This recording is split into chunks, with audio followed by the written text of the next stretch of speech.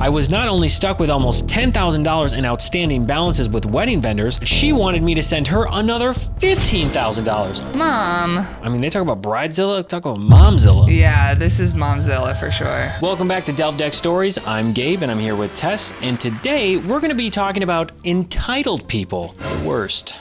Worst. Our first story is from Brandy, and it comes from the original Delve Deck, and the question is, what is something you're still angry about? My ex-roommate basically moved her useless, unemployed boyfriend into our apartment, forcing me out. Classic. Wow. I shared an apartment with my coworker Amy, who I met tending bar. We were actually friends with each other when we moved in together, and then she started dating this guy Paul, who I could not stand. He was always hanging around the apartment, eating all of the food and making messes. Classic. What a great guy. What a catch. Sounds like nice. I complained to Amy a ton of times and told her that while it's fine for him to stay over once in a while, he was at our place constantly and it wasn't fair to me to pay half the rent with 3 people living there. Makes sense. Reasonable. Yeah. She insisted that he wasn't technically living with us and that she couldn't ask him to contribute to the rent because he was out of work. Well, then don't stay there. I really don't think that he was even looking that hard for a job because he was always talking about how he wanted to be a professional Twitch streamer. And if he took a full-time job, it would take him away from pursuing his dream. Is being a Twitch streamer even a job? Who knows?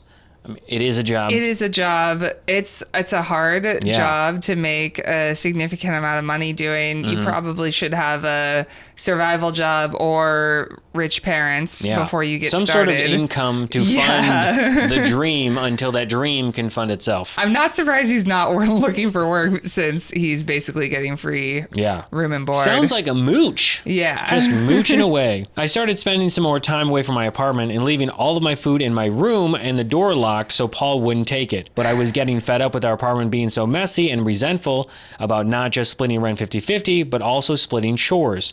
Paul never cleaned the bathroom or took out the trash or anything. Sounds like the worst. Yeah. He just hung out and got stoned and played video games all day and ordered takeout. Okay.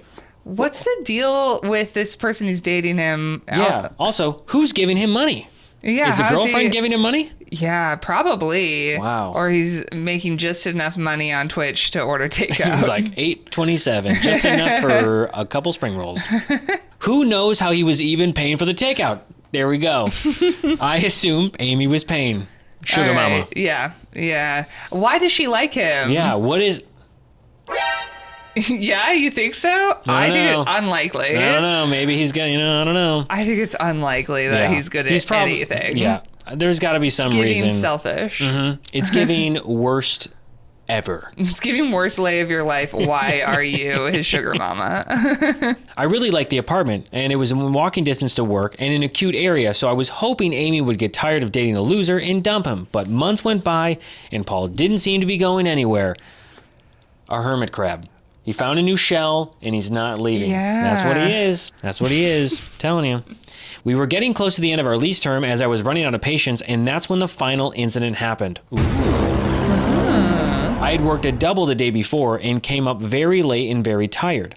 I had the next day off, so I planned to sleep in and just relax the next day. Makes sense.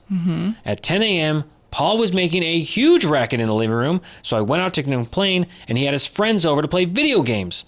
I know 10 isn't that crazy early, but I had come home less than 7 hours after having worked 2 shifts in a row. Of course, Amy was nowhere to be found. I said to Paul, dude, I worked really late and am really tired. I need you to either keep it down or hang out somewhere else. He looked at me like I was an idiot and goes, it's after 10 a.m. and I have a stream going. I was furious as I stomped back to my room and overheard one of Paul's idiot's friends say, ugh, what's her problem? And Paul goes, probably needs to get laid. Paul, you're not that good in bed. Yeah. You Calm are down. Terrible human. Yeah, no. I hope that her roommate is not still with him. Yeah, well, here we go. Oh, great. How would I get laid? How could I bring anyone home to my place with Paul and his messes and stupid friends now hanging around? Good point. Yeah. I immediately started looking for a new place. There was no way I was going to renew this lease and keep living with Amy and this freeloader. I managed to find a new place a short bus ride away from work. It was a little more of a rundown and it was a studio, but I could afford it without a roommate, so I took it. When I told Amy I was moving out, she was like, I can't afford the rent in this place on my own. Oh, go figure. It looks like you've got somebody with you who could split it. Exactly. I told her she could move to a cheaper place, get a new roommate, or start charging Paul rent. Probably going to have to be the first option, though, since I can't imagine any new roommate agreeing to the Paul situation or Paul ever paying a dime in rent. I didn't stay friends with Amy after I moved out. Good call. I was polite to her at work, and that's it. I heard from another coworker that she and Paul finally broke up months later.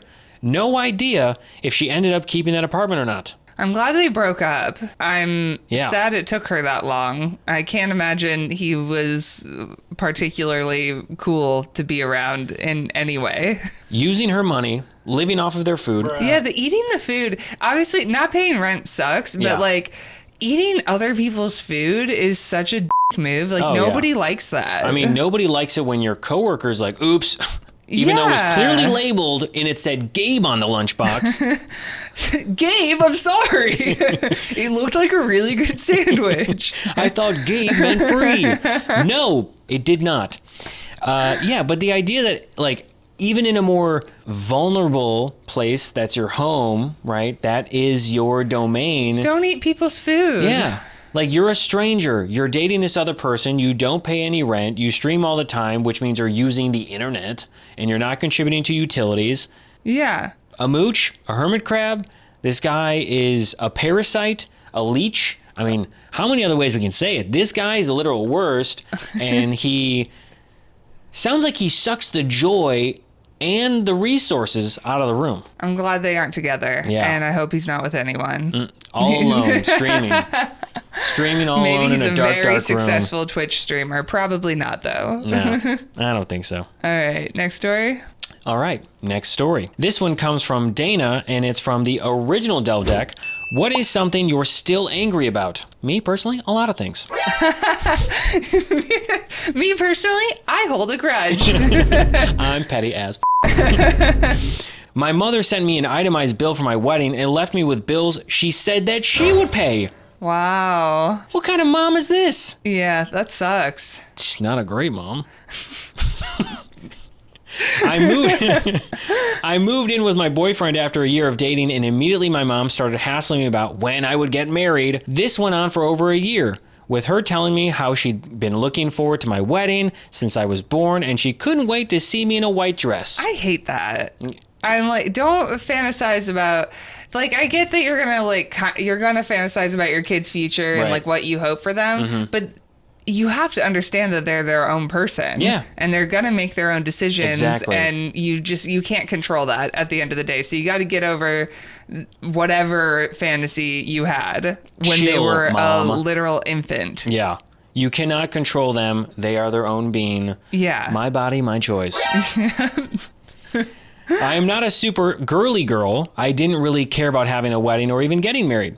Hey, it's not everyone's cup of tea, you know? But my mom would not leave me alone about it. For their part, my boyfriend's family was making a big deal about how we were living together without being married, and it was a huge source of embarrassment with the extended family, who are all quite religious and conservative.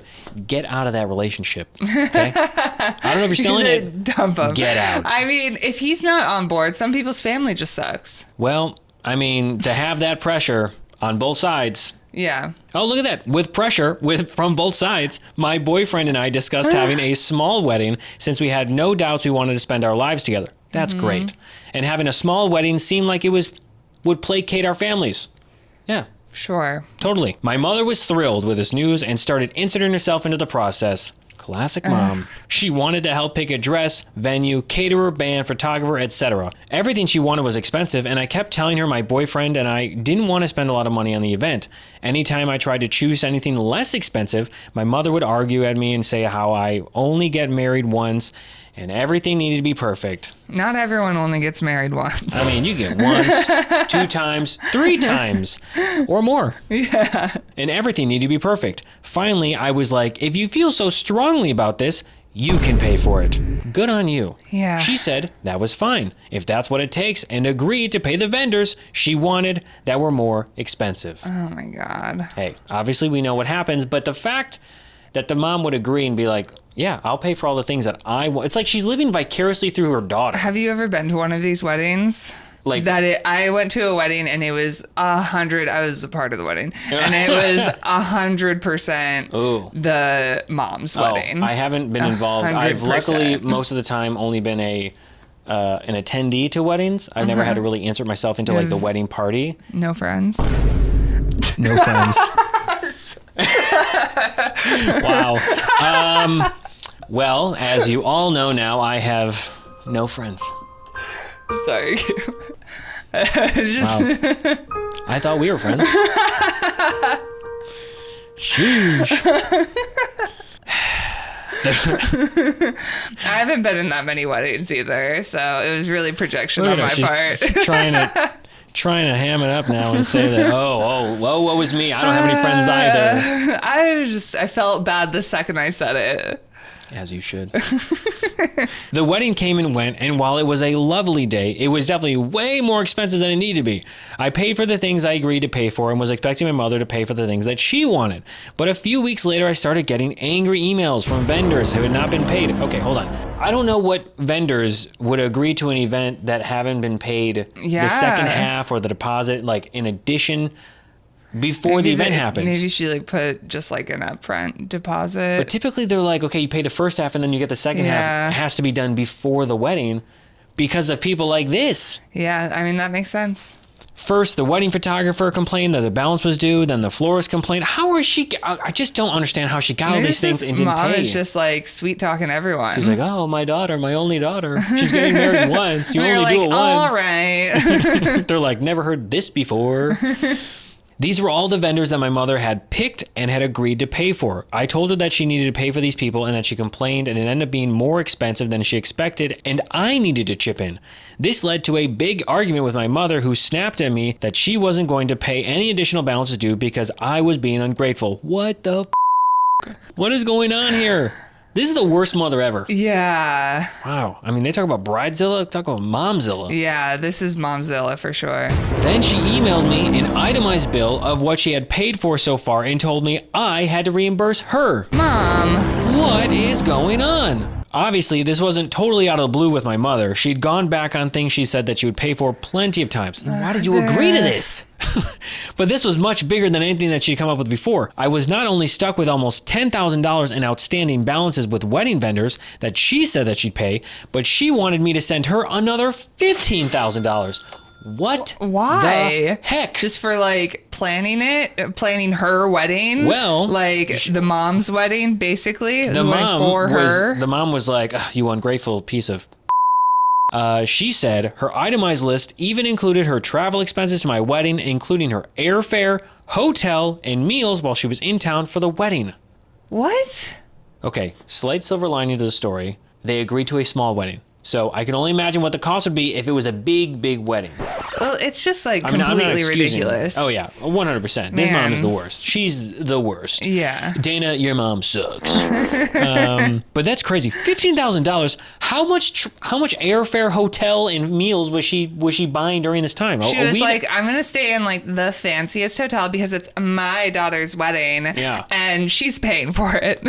like I just want to know because I'm assuming this is like a wedding weekend.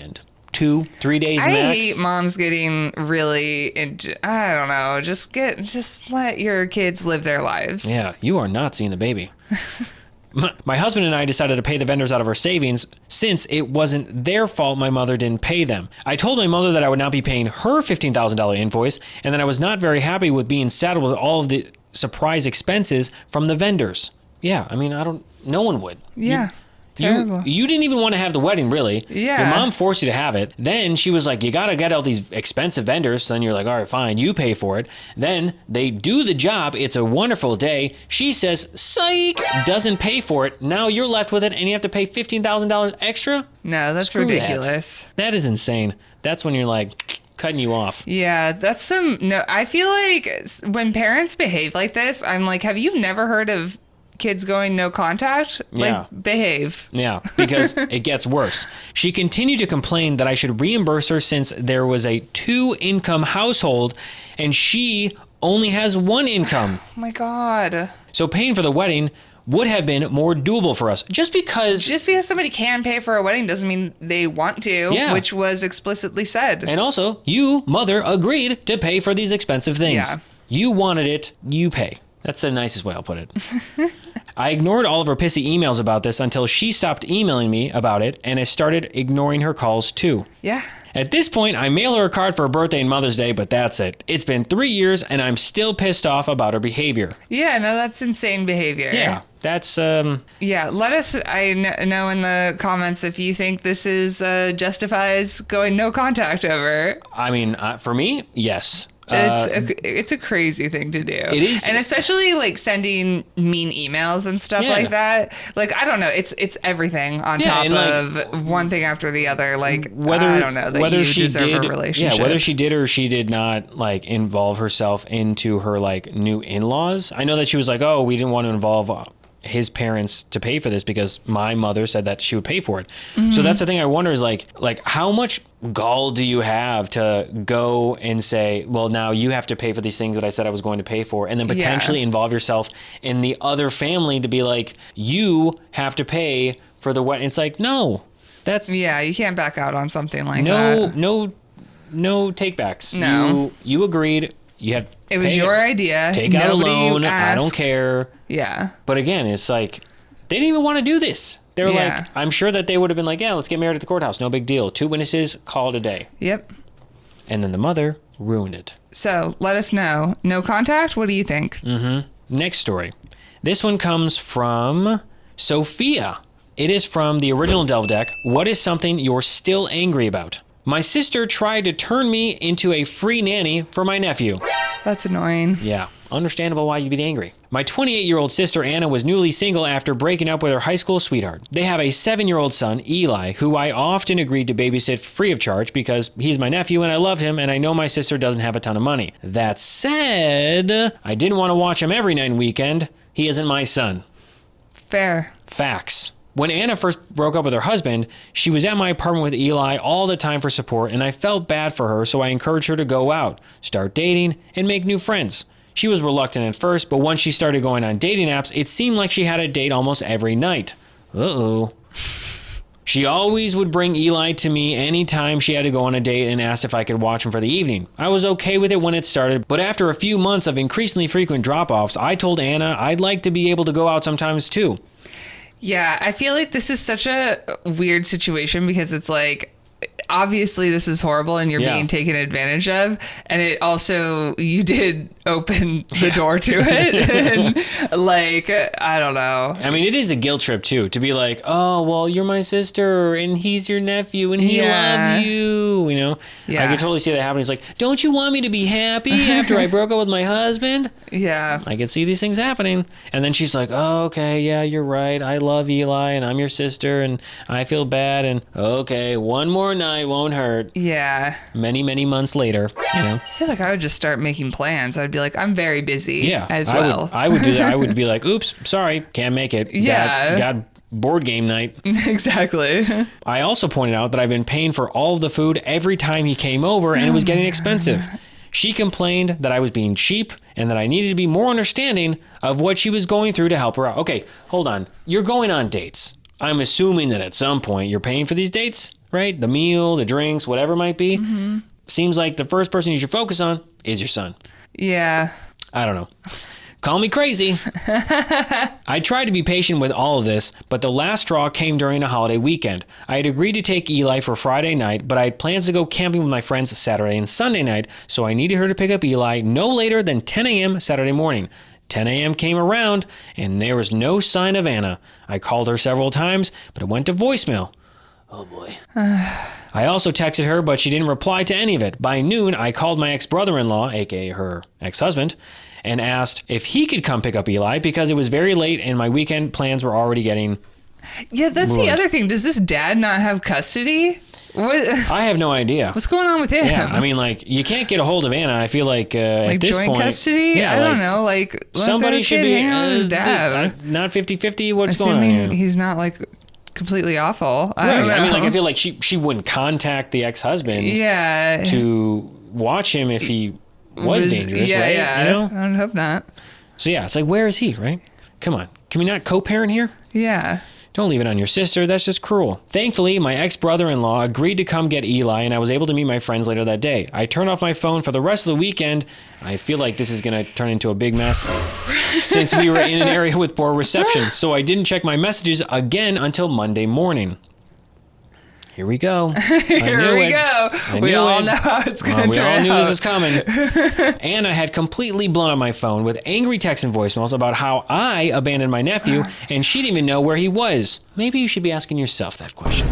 Also, answer your phone. I can't imagine that she didn't hand off the kid to the and like to send the it dad, to I don't know, and then be just like, "Hey, everything about BTW." this. Yeah, right. Like it doesn't seem right. Something doesn't. The math ain't mathin', guys. Yeah. This was complete because I left her a text and a voicemail telling her his father was going to pick him up and that she'd have to collect him from him at his dad's place. Yes, thank you. Responsible, reasonable thing to do. She told me if she lost custody, it would be my fault for not taking care of him after I said that I would. Well, that's just not true. No. That's not going to hold up in court. We're not going to play the blame game here, okay? Because it's ultimately going to go back on you, and they're going to say, why was Eli with your sister? Constantly. Well, yeah. I was on a date. How often are you on dates? Every night. Seems like maybe you're irresponsible. Keep in mind, I had been watching my nephew several times a week, free of charge, for months. I had been paying for meals and activities while she went out on dates to go have fun. It's true that I had agreed to watch him, but only for Friday night, not the whole damn weekend. She was the one who abandoned him, not me. True. Facts. Yeah. That's what I mean. That is the truest thing I've read so far in this story. Sounds like she's manipulative and tries to take advantage of you. Yeah. In the comments, tell us, who is at fault? Is it Sofia, the aunt who's taking care of Eli, her nephew? Or is it Anna, the mother, who's constantly dating and going out and having fun and never around answering her phone? Not leading at all. I'm just saying, I feel like it's a clear... but hey, who knows? Maybe people think it's Sophia's fault. I mean, the only thing that I can possibly see is that she encouraged her to go on dates and was like, I'll watch him while you go on dates. Yeah. But that doesn't mean forever. She took advantage. You took advantage of that. Is not healthy. No. And also, where is this dad who clearly has partial custody? But it also is like, are they still fighting over custody? Because she was like, oh, if I lose custody. Oh, yeah. And it's like, what are you so sensitive about one weekend? What's going on? Be around your kid if you're worried about losing custody. Also, sounds like very formative years here. The kid is young. This kid is messed up. Yeah. And he's going to be like, oh, he's about to go be in the first story. Mm-hmm. He's going to be that moocher. Mm-hmm. Exactly. And that is how moochers are born. Yeah. I was pissed. I told Anna that I was no longer going to be taking care of Eli and that she'd have to find new babysitting arrangements. I was like, clearly I am not responsible enough to be babysitter for Eli. Since you think I've done such a bad job watching him, I won't be taking care of him anymore. You can find a new sitter who does the things that you want. I hated to do this because I do love watching my nephew, but I was really being taken advantage of. Yes. Just because I like spending time with him doesn't mean I want to be with him every damn night and weekend. Amen, dog. That's what I'm talking about. Things were tense between us after that, and I complained to our parents about the whole thing. I assumed they had a talk with her because I got a half-hearted apology from her a couple months later. Now, I rarely get to see my nephew. I pretty much see him at bigger family gatherings, but I guess it's better than endlessly being an unpaid servant to my sister. Yeah, I think that is a better situation, but your sister kind of sucks. Yeah. Sofia, you're in the right. Anna sucks. Also, how long, it gets to a point where it's like, Sofia's watching Eli all the time. Eli goes, that's my mom. That must be my mom. Yeah. You can't do this to kids. Right. And they need who's my father? Yeah. Why is he never here? Who's this man? And then he thinks, his dad doesn't love him or, broken household or whatever. It's like, unacceptable. You got to take care of your own. You're going to have a baby. You're going to have a kid. That's the responsibility you took on. It's big responsibility. Yeah. Be a good parent. Yeah. Well, this has been another episode of Delve Deck Stories. If you liked what we talked about today and want to hear more stories, make sure to like, subscribe, and also leave a comment for any of the stories that you liked the most or hated the most. Mm-hmm. And if you'd like to share your own stories, go to share.delvedeck.com and make sure to pick up your own Delve Deck at Boredwalk.com.